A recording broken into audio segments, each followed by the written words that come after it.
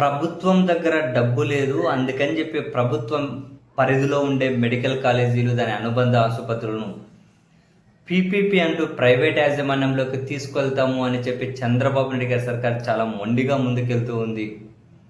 సరే, ఇంకా కాలేజీలను, ఆసుపత్రులను తీసుకునే వాళ్ళు ముందుకు రాలేదు, కానీ ఎవరెవరికి వీళ్ళకి కావాల్సిన వాళ్ళకి ఇచ్చేస్తారు అనే వార్తలు వెలువడుతూ ఉన్నాయి.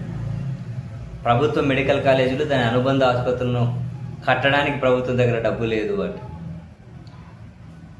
అదే సమయంలోనే తాజాగా వైఎస్ఆర్ కాంగ్రెస్ పార్టీ అంటే అధికార ప్రతినిధి వంగవీటి నరేంద్ర గారు అనుకుంటారు, ఆయన ఒక కామెంట్ చేశారు.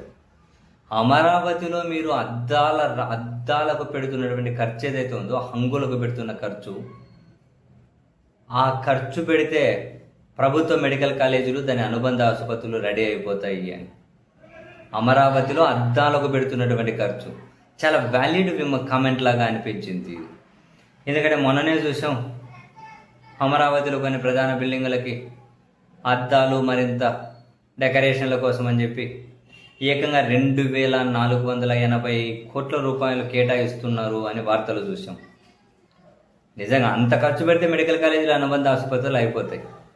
ఇక్కడేమో ప్రజలకు కావాల్సినవి, ప్రజలకు అత్యంత అవసరం. ఎవరికైనా బాగోలేకపోతే ఇప్పుడు ఆరోగ్యశ్రీ నీరు గారిపోయింది.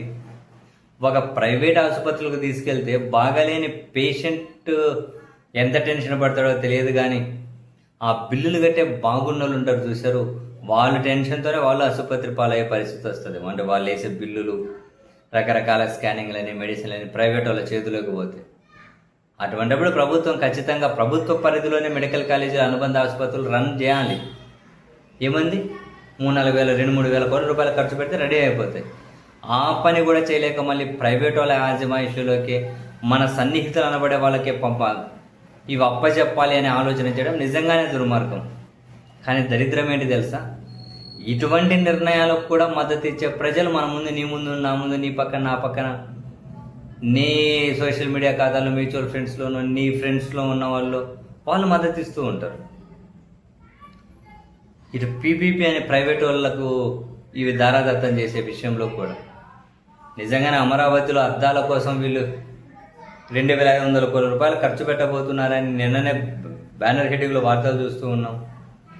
అదే నిజమైతే మరి అంతెందుకు, ఇది బెటర్ కదా. దారుణం.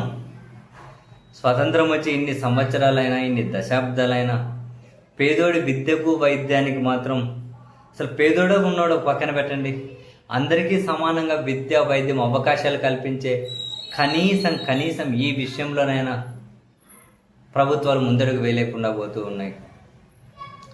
మరి ఏం స్వతంత్రమో, పౌరులకు ఏం స్వేచ్ఛో, ఏం జీవన ప్రమాణాలు పెరుగుతున్నాయో ఎవడో అధికారంలో అనుభవిస్తాడు.